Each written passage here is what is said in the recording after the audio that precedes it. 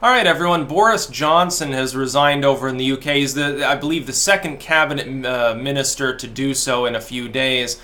Theresa May's government is on shaky ground. She sort of managed to pacify things a little bit today. She's like, well, I'm in charge here. Don't worry. Blah, blah, blah. Apparently there was at least one Eurosceptic minister who's siding with her. But generally speaking, things are not going particularly well for her. Like, she won't be in that post again. Her own party is going to crash and burn, essentially. Because a lot of people, you got to understand, it wasn't just UKIP, but a bunch of, Eurosceptic conservatives, Tories over there that led the charge on Brexit. Well, she's a Tory. She's going against the will of the majority of her own party when she does the things that she's doing. Look, they didn't want this weird hybrid system where you're out of the EU but you're under EU rules. I don't think anyone envisioned that that would be the case. I think most people in the UK wanted a soft-ish Brexit. My reading of it, judging from who I've talked to, is basically they wanted out of the EU, they're willing to trade with it, deal with it, maybe some freedom of movement, and stuff like that, and everything else negotiable, but they didn't want to be under the larger scope of EU rules, and they didn't want to be in the EU. What is the point of the Chequers proposal, which basically is we're out of the EU, we totally will prevent free movement, even though that's not a credible claim, because the EU will never truly accept it, and in return, the EU gets to impose rules upon us that will be legally binding without us even voting on them. That doesn't sound like a good idea. That sounds like a shitty idea. It sounds like making yourself into a vassal state. It sounds like Theresa May and the other globalists there want to be an EU vassal. They're like, well, the next best thing after being like a member state is just being a slave to the EU, because at least we're still subject to those globalist rules, because people like Theresa May, they get a lot of money from that stuff. You think that they don't take money behind the scenes from these people? All the people at the upper class at the BBC, the British politicians from the lamestream parties, of course they do. Happens here all the time. Why wouldn't it happen there? People have this weird notion that every political system is fallible and corrupt, except theirs if the people that they like are in charge.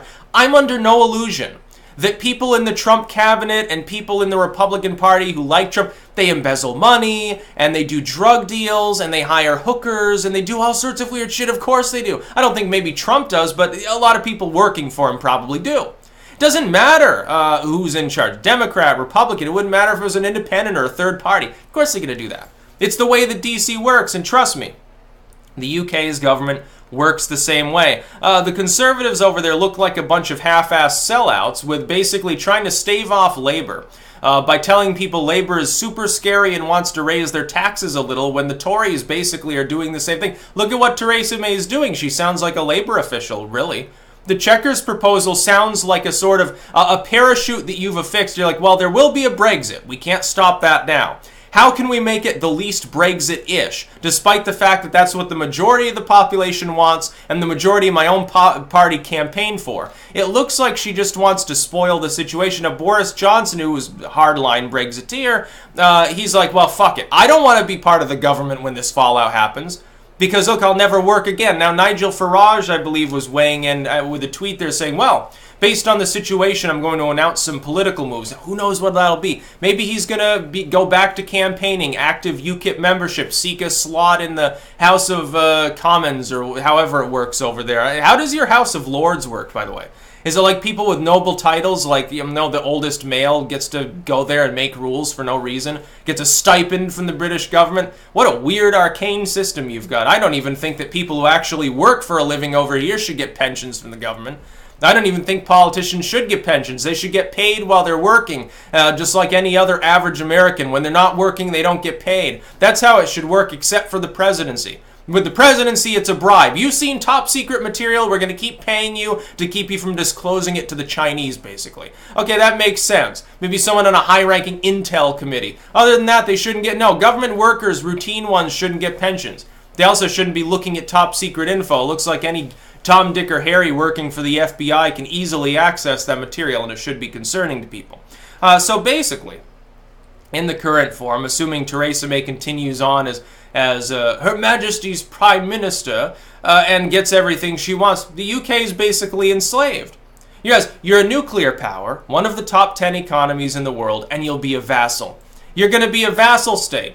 You would have been better off saying, hey, can we become, can our four sub-kingdoms, Can they become states in the United States? You know, some people were joking about that after the Brexit. You probably would have been better off campaigning for that.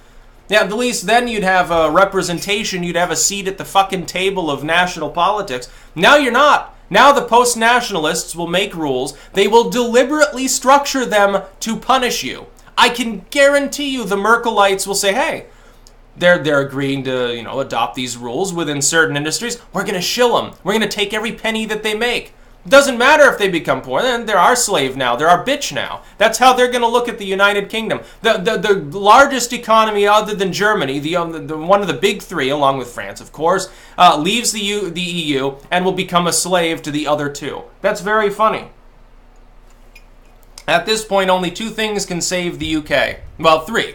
One, the collapse of your own government and the renegotiation of Brexit is something better than the Chequers deal. Number two, the collapse of the European Union. And number three, perhaps, just perhaps, the ministers there in Brussels will hate you so much that they'll reject this proposal simply because of the free movement provision. And when they reject it, Theresa May will face calls to resign, she'll leave, and hopefully you get someone in there who's capable of actually negotiating. You should do the opposite. It would be better if you had some degree of movement of people, at least from people who are legitimately EU citizens, as opposed to like legally they're under some weird Syrian status, something like that, and not be under their other rules. Like with industry and stuff. Renegotiate everything, yeah, it'll take years, it'll plunge you into a recession. It's survivable. Being a vassal, a slave, is not survivable. The UK, the British once ruled a fifth of the world's surface. Now you're talking about subjugating yourself to the Germans.